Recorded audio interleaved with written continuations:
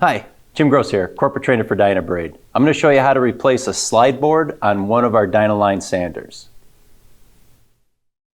The tools you will need are a cordless drill set at 9, a soft head peen hammer, a tube of lithium grease, a regular head screwdriver, a Phillips head screwdriver, a large Allen wrench, a small Allen wrench, and the parts page downloaded from our website.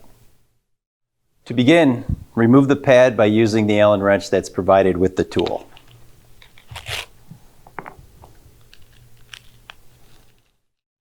Once the pad is removed, next you want to remove the screws that hold the slider housing assembly together.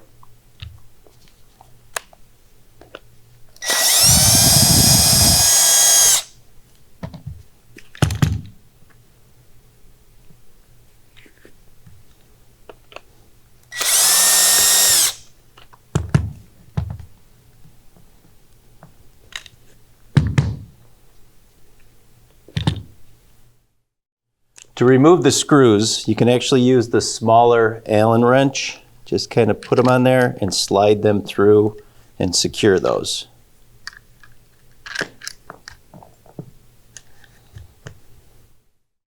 With the screw and nut removed, now you can remove the two pieces that make up the slider housing assembly. To do this, take your small regular head screwdriver, find a little center line on there, and then you can just separate those.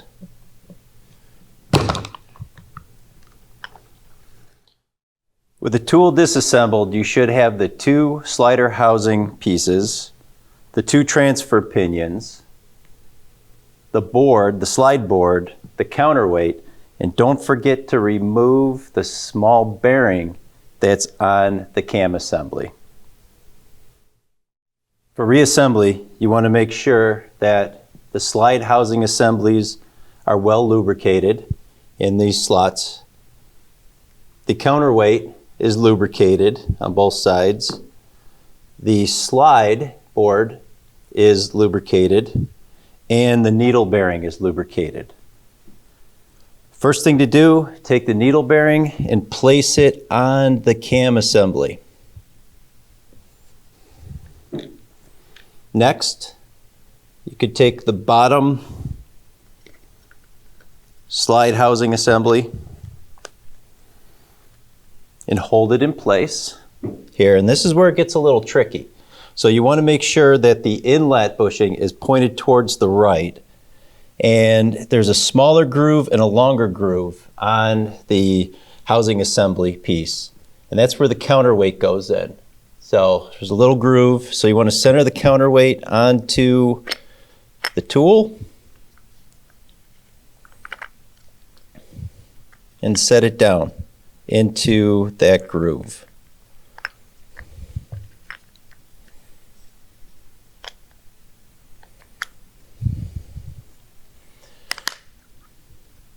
Now, and it slides back and forth. At this point, it's all about alignment. So you want to make sure that the counterweight is centered onto the cam assembly.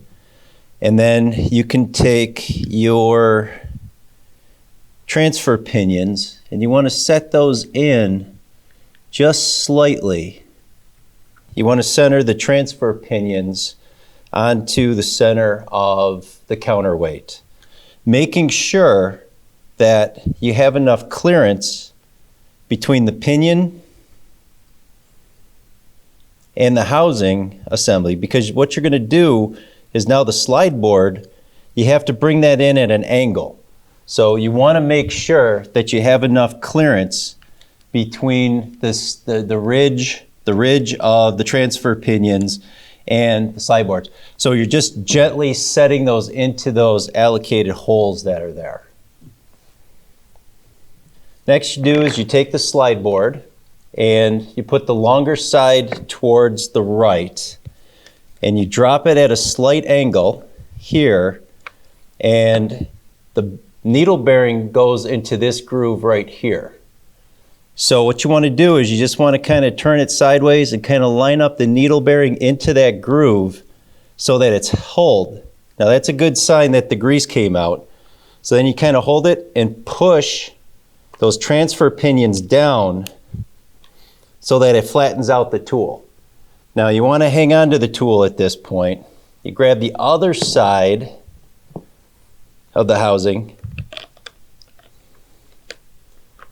and there's a little groove, and you have to kind of line everything up as you push down.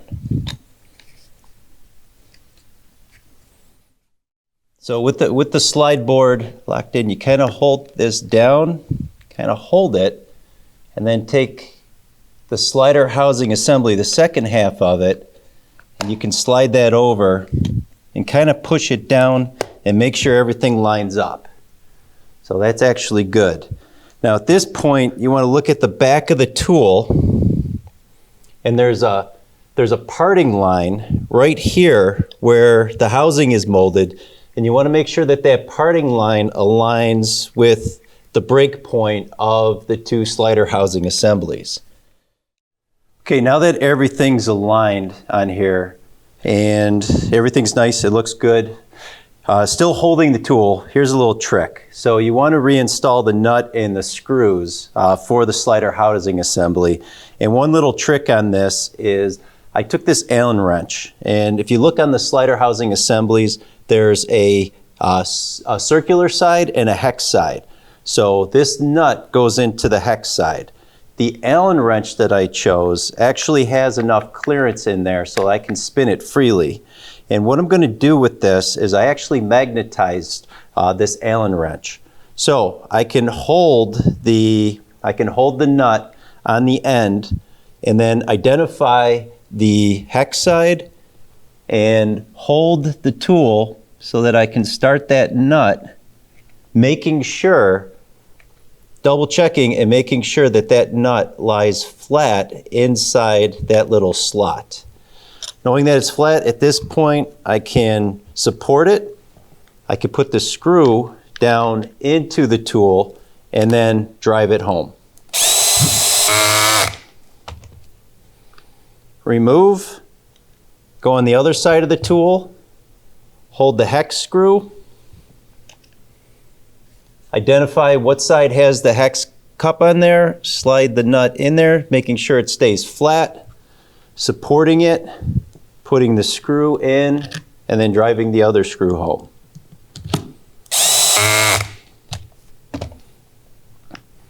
And then I just want to double check again to make sure that nothing shifted so that the parting line of the housing aligns with the break point of the two sides of the slider board housing assembly.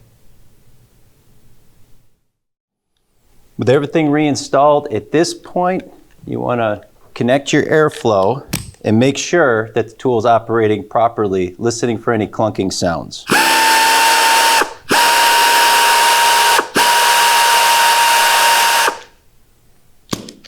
Sounds smooth, then reinstall the pad.